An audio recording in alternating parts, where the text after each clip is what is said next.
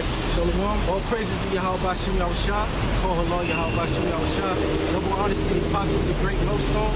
And salutations to you brothers that's pushing the word in sincerity and in truth. You know, so we out here week in and week out to prophesy the downfall of America according to the spirit of Yahweh Bashim Yahushua. You know, and then according to the scriptures, the Lord's word goes out and it doesn't go out void. You know, Isaiah 55:11. You know, because Yahweh Bashim Yahushua have spoke these words to his prophets thousands of years ago, and we're in a time right now where everything must be fulfilled. Give me Matthew 24 chapter. You know, because the Lord truly is a power that he can't lie, neither repent. He have decreed that this society that we live in would be taken down, similar to what the Lord did to Egypt, to the Egyptians. When you pan the camera around, you see the modern day Egyptians, you know? These are the modern day Egyptians. These are the modern day Babylonians, right? Because the 12 tribes of Israel, we were a people that were born into a nation, you know? We were born into captivity. You know, when Joseph and the sons of Jacob came down into Egypt, it was 70 souls that went down into Egypt. And out of those 70 souls, they multiplied and had children. And they became the nation of Israel, man. Okay? So bring that out. Isaiah 55. This is Isaiah chapter 55, verse 11. It says, so shall my mouth be that goeth forth out of... Yeah, Shalakia. This is Isaiah chapter 55, verse 11. It says, so shall my word be that goeth forth out of my mouth. It shall not return unto me void. Okay, so the words of the Lord went out, right? We're out here to proclaim the words of the Lord, you know? The words of the Lord went out, and they're not going to return to the Lord void. So when the Lord said he's going to bring famine, he's going to bring a famine of the word. I think it's right?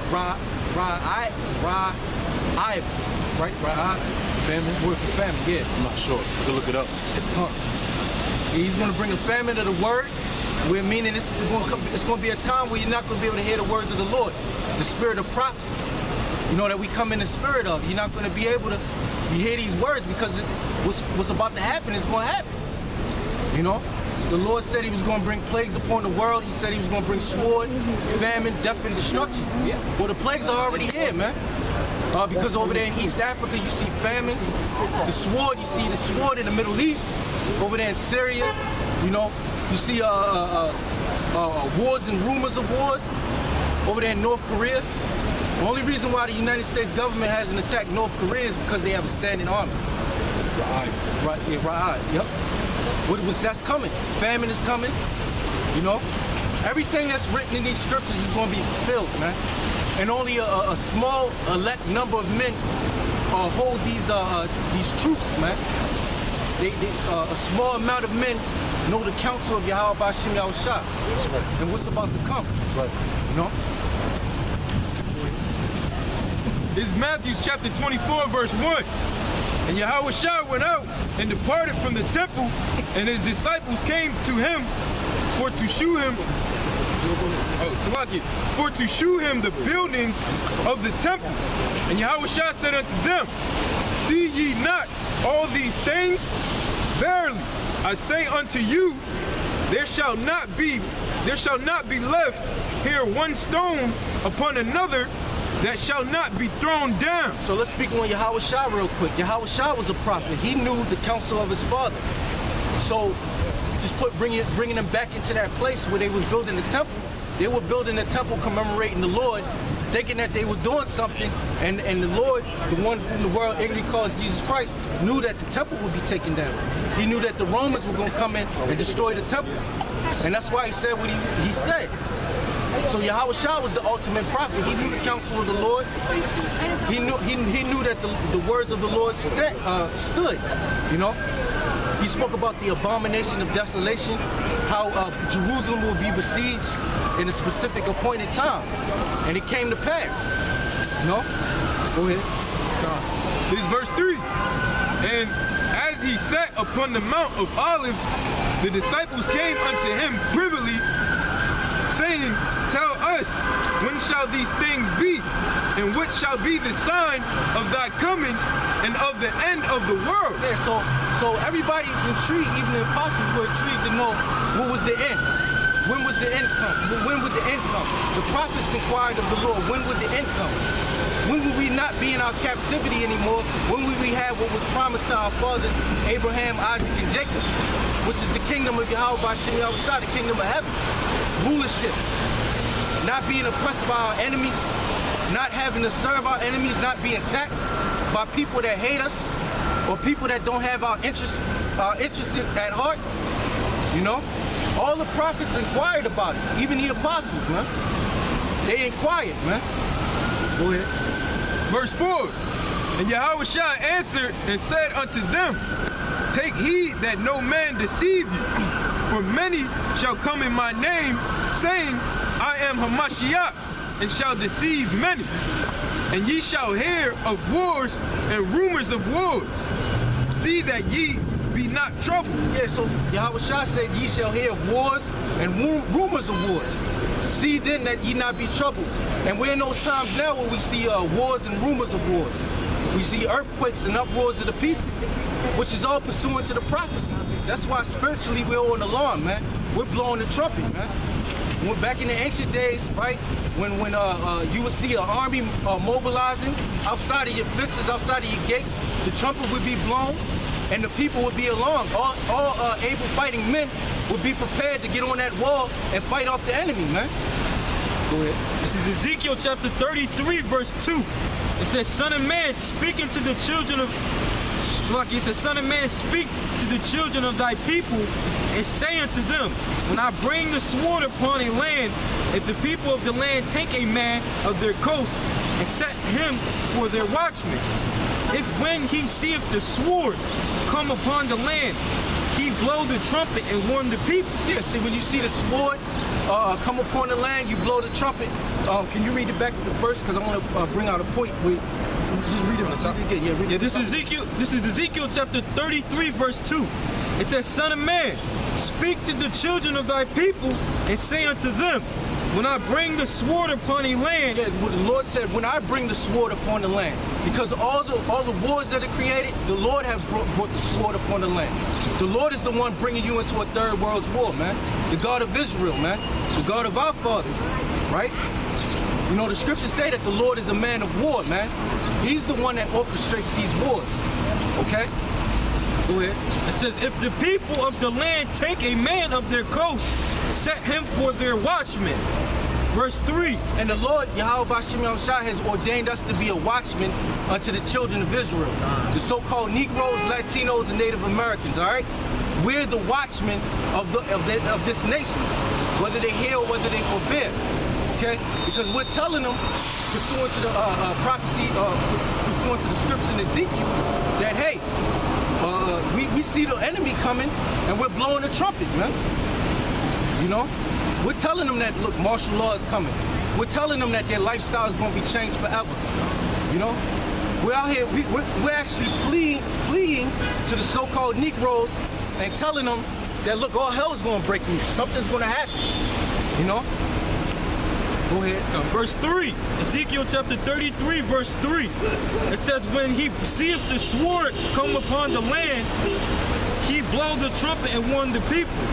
Then whosoever heareth the sound of the trumpet and taketh not warning, if the sword come and take him away, his blood shall be upon his own head. Yeah, so if they hear us blowing the trumpet and they don't take heed to the trumpet, which is the trumpet is the word of the Heavenly Father, man, which is being blown. If they hear the trumpet being blown and the sword come upon them and they be taken by the sword, their blood is upon their own hands.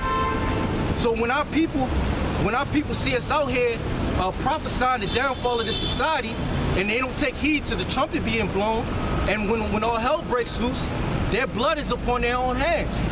You know? Go ahead. Verse 5. It says, he heard the sound of the trumpet and took not warning. Yeah, he heard the sound of the trumpet and they took not warning. You know? So that applies to our people in these times today. You know? As us being men of the Lord, blowing the trumpet. you know, prophesying, telling people what's to come. Because that's our job, man. Our job is to prophesy to Jeremiah 28:8.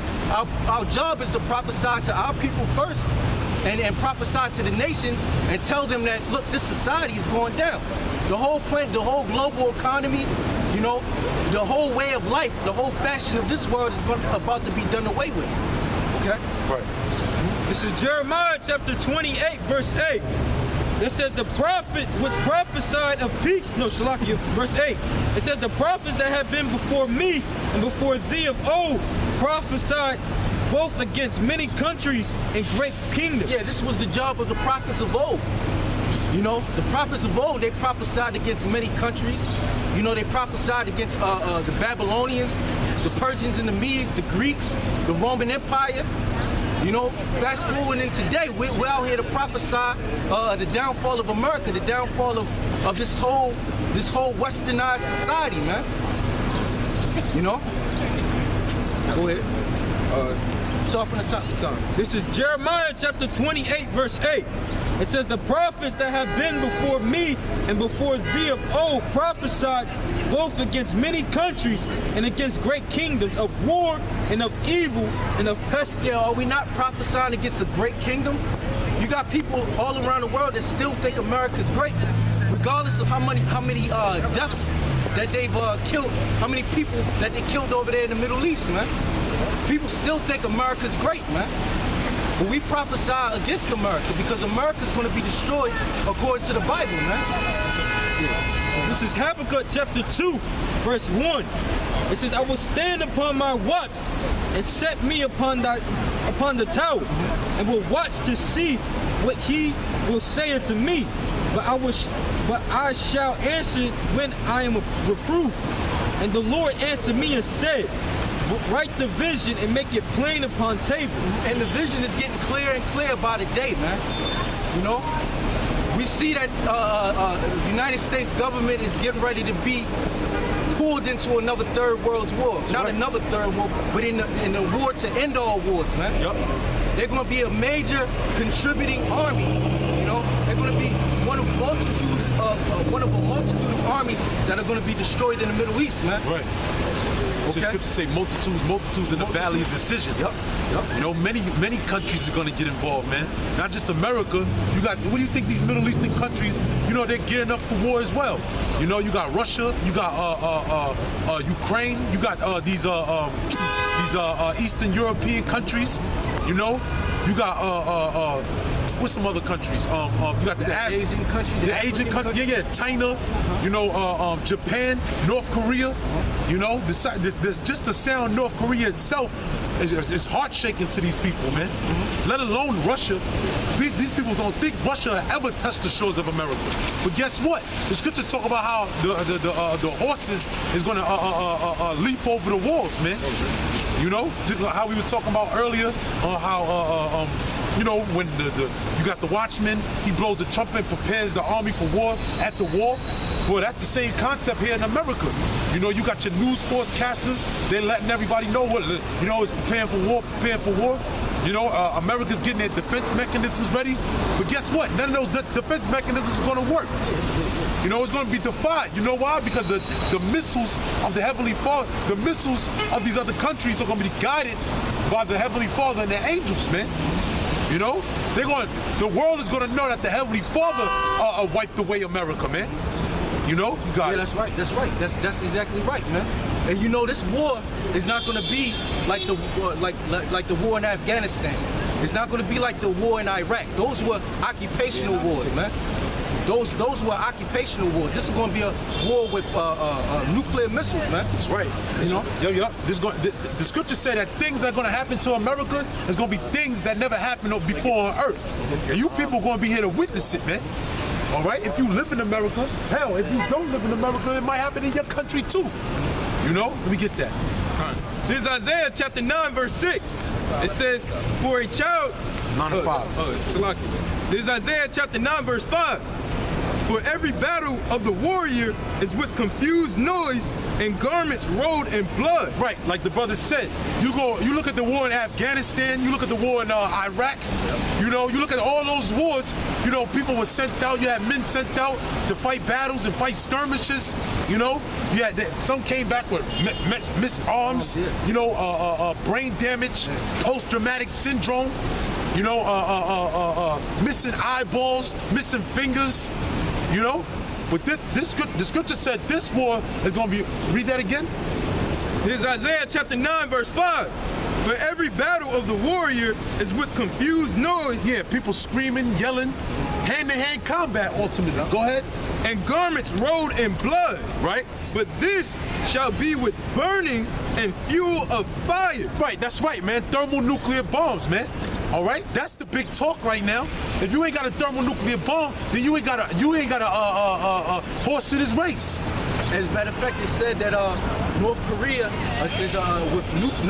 with nuclear weapons is a threat to national security. Man. Right, but the thing is, the brothers brought it out. The brothers from Dallas and the brother from London, when they did their live, they saying that North Korea's GDP is the same thing as Somalia. So North Korea is not really a threat.